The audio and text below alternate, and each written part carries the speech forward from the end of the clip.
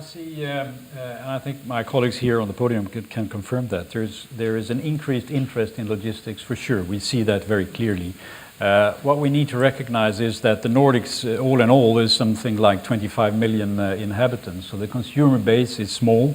On the other hand, logistics is very key because being out on the fringe of the European market, logistics is a success factor in order to be able to sell your product. So there's a lot of efforts being put into logistics. There is literally no vacancy in the prime areas. So looking at Stockholm, Gothenburg, Malmö, Jönköping, we have vacancy ratios of around 1%. So there is no product available. So there is a demand, but no product available. So when more of product comes into the market, we will see an increased activity on this side. On the other hand, if we look at really modern logistics buildings in Sweden, it is something like 10 projects a year coming along, plus 10,000 square meters. So we need to realize that there's not like in Germany, in the UK, in France, where you have a lot of take-up.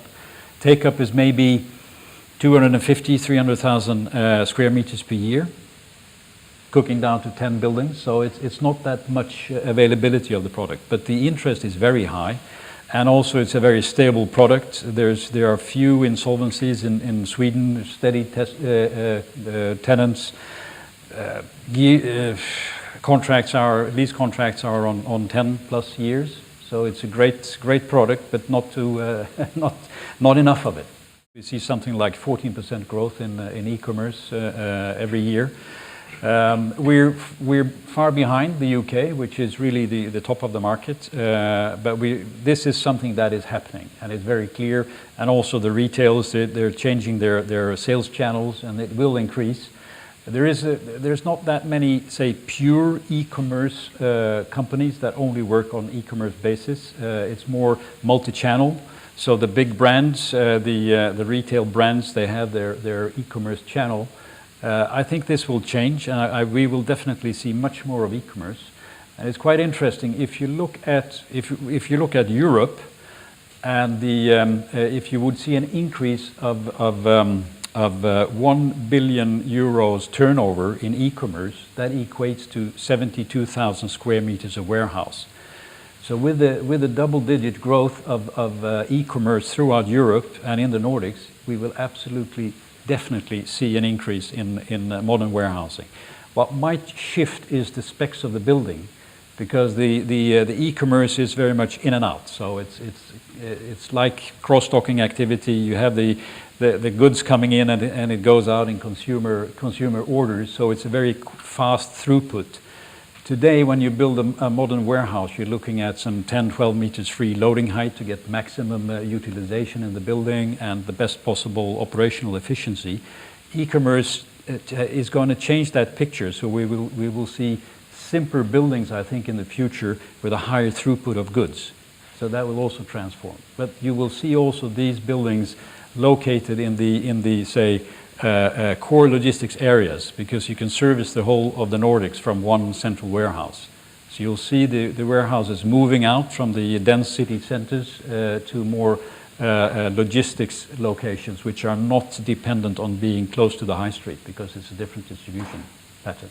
Okay, good.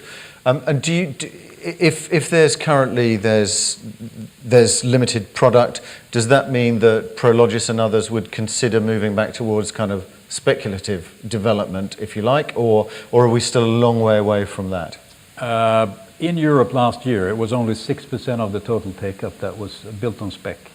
I would love to do that, because I see that there is the demand, and there's quite a difference if you have a building up and ready, you can feel and touch. The rents are for sure higher. If we build what we call a build-to-suit, so a customer building, we would have rent levels that's 20% lower than if we have a vacancy in a modern building. So by building spec, the rent levels will be driven up. The downside of that is that you get shorter contracts. So then you have that part of the equation.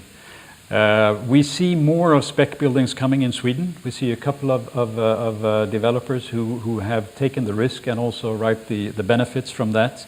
There's one called Bockasjö in Sweden, which is a smaller enterprise. They control their own money and they're really aggressive in the market and they're very successful. So the large guys like us, being more risk adverse, I think we're losing out on market opportunities.